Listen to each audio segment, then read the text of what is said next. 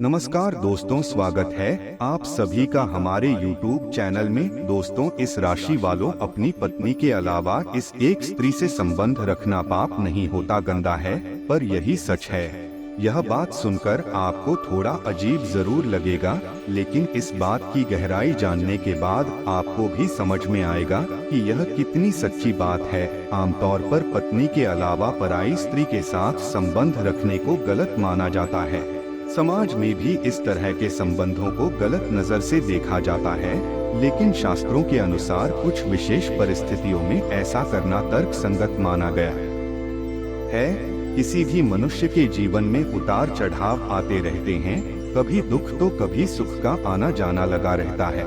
ऐसे में मनुष्य को अपने धैर्य का परिचय देना चाहिए और अपने कर्तव्यों का पालन करना चाहिए। ग्रह नक्षत्र के फेर बदल के वजह से भी व्यक्ति के जीवन में परिस्थितियां बदलती रहती हैं। इस राशि वालों के जीवन में भी इस समय काफी फेर बदल होने वाला है।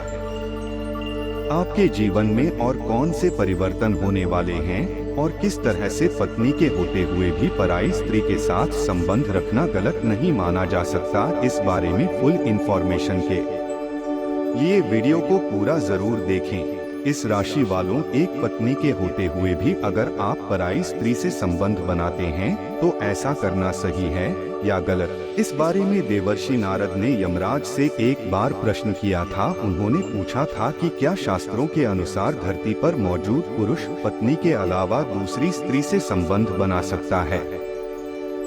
कुछ पुरुष कई स्त्रियों से विवाह करते हैं, क्या यह पाप नहीं है?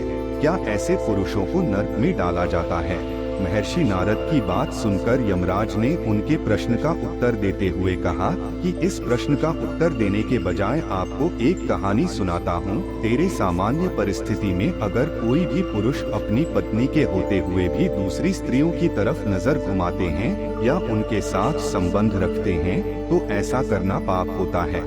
लेकिन एक अवस्था में पुरुष अपनी पत्नी के होते हुए भी पराई स्त्री के साथ संबंध बना सकता है, उसे पाप की श्रेणी में नहीं रखा जाता। एक पत्नी के होते हुए दूसरी स्त्री से विवाह करना सही है या नहीं, इस प्रश्न का उत्तर भी आपको इसी कहानी में मिल जाएगा। प्राचीन काल में मध्य देश में एक अत्यंत रूपवान, गुणवान और बलवान राजा थे। धर्मपाल धर्मपाल न्यायप्रिय राजा थे। उनकी प्रजा उनसे हमेशा खुश रहती थी और वह प्रजा के सुख दुख का हमेशा ख्याल रखते थे। महाराज की एक सुंदर और सुशील पत्नी थी सुकन्या, जो उनका हर धर्म कमेहा बंटा थी। पति पत्नी आपस में बहुत प्यार से रहते थे, मिलकर यज्ञ हवन और अनुष्ठान किया करते थे। साम्राज्य में सारे सुख थे, सिवाय इस दुख के कि राजा रानी की कोई संतान नहीं थी। राजा रानी के इस दुख से प्रजा में भी काफी दुख था। सभी चाहते थे कि इस राज्य को कोई उत्तराधिकारी मिल जाए। पुत्र की प्राप्ति के लिए राजा रानी ने बहुत सारे यज्ञ किए, बहुत पूजा पाठ किए, लेकिन उन्हें कोई लाभ नहीं मिला। समय बीतता गया, प्रजा ने राजा से कहना शुरू कर दिया कि महाराज, आप संतान सुख के लिए दूसरा विवाह कर ले। राजा धर्मपाल अपनी पत्नी सुकन्या से बेहद प्रेम करते थे, इसलिए वह ऐसा करने के बारे में सोच भी नहीं सकते थे। लेकिन प्रजा के कहने पर और राजा का दुख देख रानी ने भी राजा से दूसरा विवाह करने का प्रस्ताव रखा। रानी की बात सुनकर राजा ने कहा, अगर मैं आपके रहते दूसरा विवाह करूंगा तो मैं पाप का भागी बनूंगा और मुझे नरक में भी जगह नहीं मिलेगी। राजा की बात सुनकर रानी ने उन्हें समझाया और कहा कि प्रजा की खुशी के लिए, राज्य के उत्तराधिकारी के लिए आपको दूसरा विवाह करना ही होगा। मुझे इसमें कोई आपत्ति नहीं है। आप दूसरी रानी को अपनी सौतन नहीं बहन मानकर उसका मान सम्मान करूंगी। लेकिन राजा तैयार नहीं हो रहे थे। स्वर्ग से राजा के पूर्वजों ने जब यह सब कुछ देखा तो उनसे राजा का यह दुख देखा नहीं गया और उन्होंने आपस में सलाह मशवरा करके राजा को समझाने का मन बनाया। सभी पूर्वजों ने राजा को दर्शन दिया और कहा कि तुम्हारी वजह से हमारी दुर्गति हो रही है, हमारे कुल का नाश हो रहा है। उनकी ऐसी बातें सुनकर राजा ने हाथ जोड़कर कहा कि मुझसे ऐसी क्या गलती हो गई, ऐसा क्या पाप हो गया जो आपको इतना कष्ट मिल रहा है? पूर्वजों ने कहा कि तुम दूसरा विवाह क्यों नहीं कर लेते? जब तक तुम्हारा पुत्र नहीं होगा हमारा वंश आगे नहीं बढ़ेगा और हमारे कुल का विनाश हो जाएगा। एक पुत्र ही अपने माता पिता का उद्धार करता है उन्हें मोक्ष दिलाता है। जब वह श्राद्ध करता है तो हमारे कष्ट नष्ट हो जाते हैं। वह पृथ्वी पर दान पुण्य करता है तो हमें स्वर्ग लोक में भोजन प्राप्त होता है। पूर्वजों के समझाने पर भी राजा दूसरा विवाह करने को राजी नहीं होते हैं। तब पूर्वज यमराज के पास जाते हैं और उनसे विनती करते हैं कि आप ही हमारे पुत्र को समझाइए। उनके ऐसा कहने पर यमराज एक साधु के वेश में राजा धर्मपाल के पास आते हैं और उनसे कहते हैं कि मैं तुम्हारे पूर्वजों के कहने पर यहाँ तुम्हें समझाने आया हूँ। तुम दूसरा विवाह कर लो। मैं तुम्हारी एक पत्नी व्रता होने से प्रसन्न हूँ और मैं तुम्हें बताता हूँ कि पुत्र प्राप्ति के लिए किया गया दूसरा विवाह किसी भी कारण पाप नहीं होता।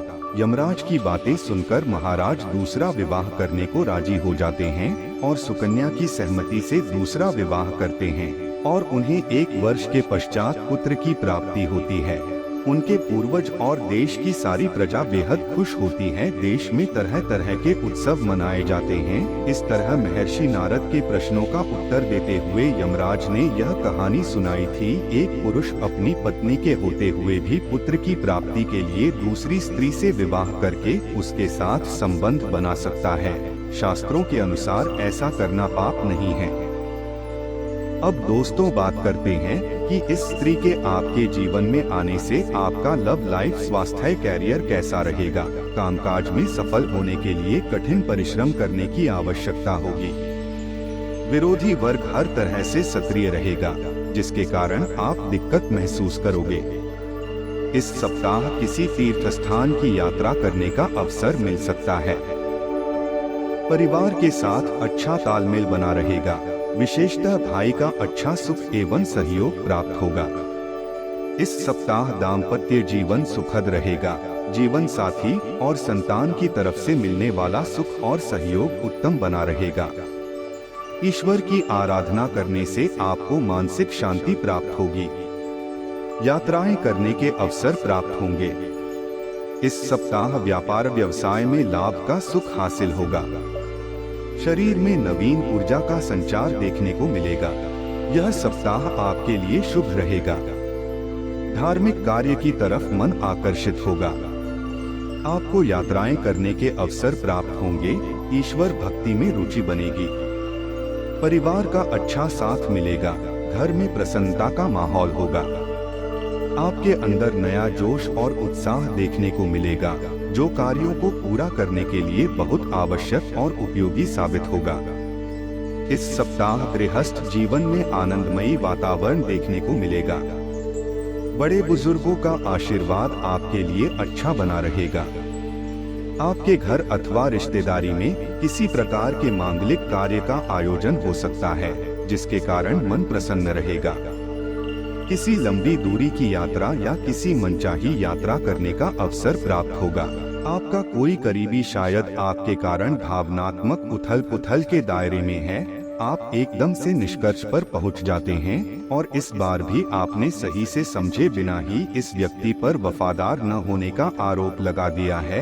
आपके लिए अच्छा यही होगा कि आप पहले शांति से बैठकर सही समय तक का इंतजार करें और अच्छे से सोच लें। आपको अपने भोजन की योजना इस प्रकार बनानी होगी कि आपकी रोग प्रतिरोधक क्षमता में बढ़ोतरी और सुधार हो। आपको आज संक्रमणों का खतरा बना रहेगा। ऐसी स्थितियां बन रही हैं कि आप खुद को एलर्जी पैदा करने वाली चीजों के संपर्क में आने से नहीं बचा पाएंगे। इसीलिए अपनी सेहत का ध्यान रखते हुए अपने भोजन में खूब विटामिन शामिल करें। पानी भी खूब पिएं। आज माहौल में ही रोमांस बिखरा हुआ है। आप बहुत सारे मनोरंजक और मजेदार आदमियों के संपर्क में आएंगे और इनमें से किसी एक के साथ मुलाकात सार्थक साबित हो सकती है। जिनका संबंध पहले से बना हुआ है, वे अपने पुराने संबंध में अंतरंग डिनर या पिकनिक पर जाकर एक नई जान फूंक पाएंगे। आपका पार्टनर पिछले कई दिनों से कुछ खिंचा सा है, लेकिन आज स्थिति में सुधार होगा। कुछ समय से अपने कार्यालय में आप काफी अच्छा काम कर रहे हैं और ये खूबी आज आपको अपने मालिक की नजरों में काफी ऊपर उठाएगी। पदोन्नति भी आपका इंतजार कर रही है, परंतु आपके सहकर्मियों की द्वेष एवं जलन आपका मन खराब कर सकती है। ये आपके लिए एक मुश्किल चुनौती की तरह है और आपको इस बात का ध्यान रखना है कि ये चीज आपके मन और मस्तिष्क पर बुरा प्रभाव न डाले। दोस्तों, आशा करते हैं कि आपको हमारी जानकारी पसंद आई हो तो वीडियो को एक लाइक जरूर करें और चैनल पर जो भी जातक नए आए हैं चैनल को सब्सक्राइब कर ले ताकि ऐसे ही ज्ञानवर्धक वीडियो आपको समय से मिल सके। और दोस्तों, कमेंट में जरूर बताइएगा कि आपको यह जानकारी कैसी लगी। धन्यवाद।